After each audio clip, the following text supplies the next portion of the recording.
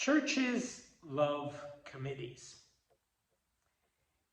And to be a good committee chairperson is a true ministry. It's a gift. Not everybody has it. But those that do, thank the Lord for them.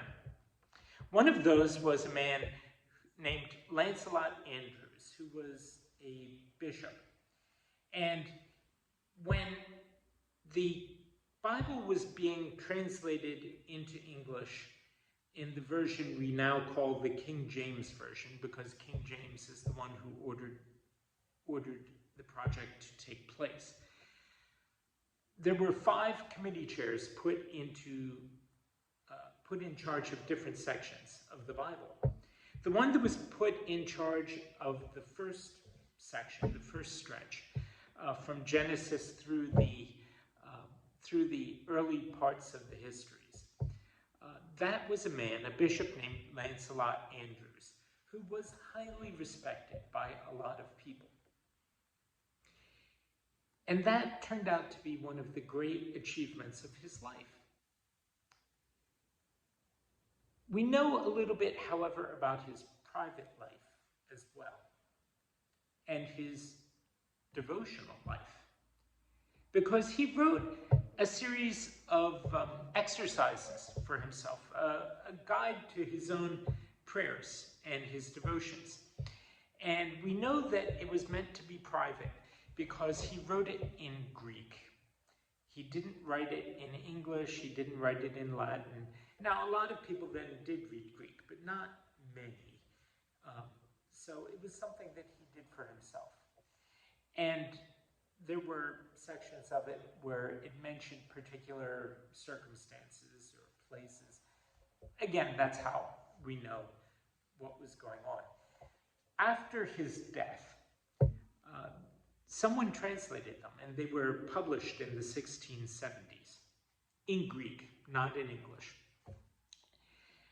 But in 1842,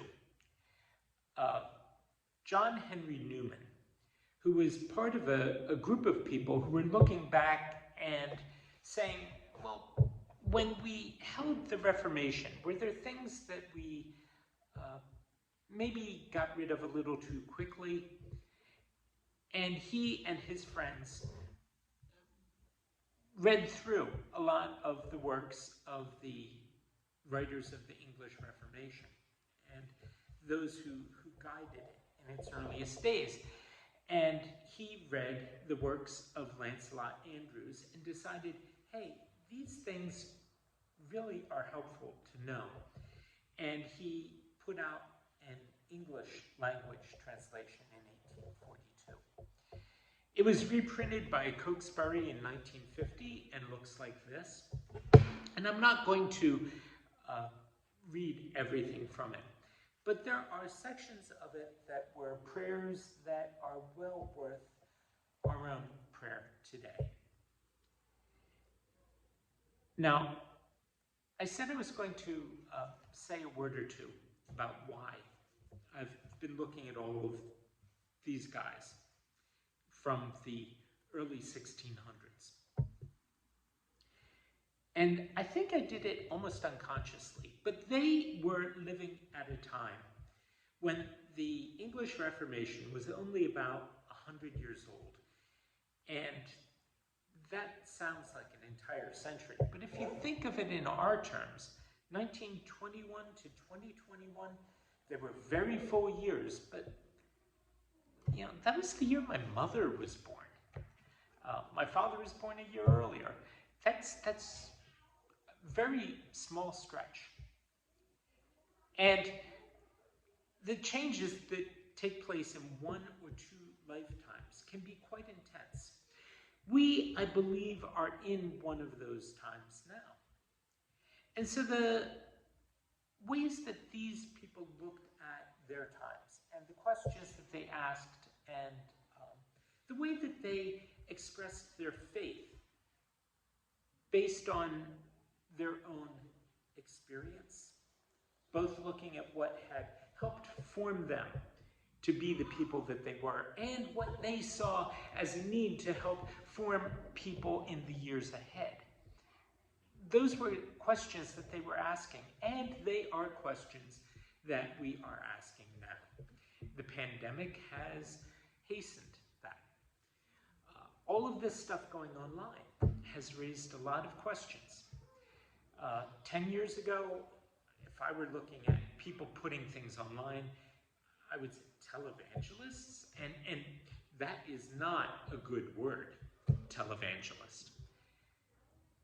Now, if I were looking at it and I say something online, I say, hey, that's what I'm trying to do, trying to get the word out.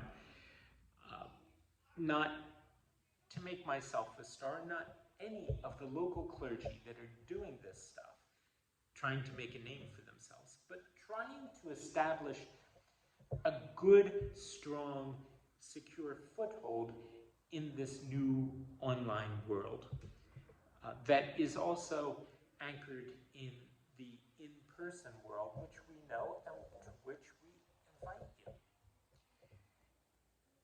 And so we look back, at least I do, at others who have tried to do similar things before and learn from them.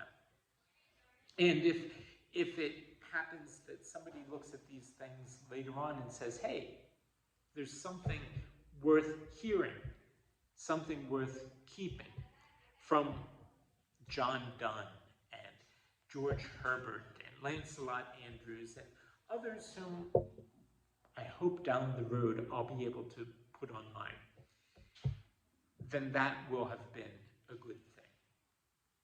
So come back tomorrow and we will start looking at his actual prayers and praying them with him.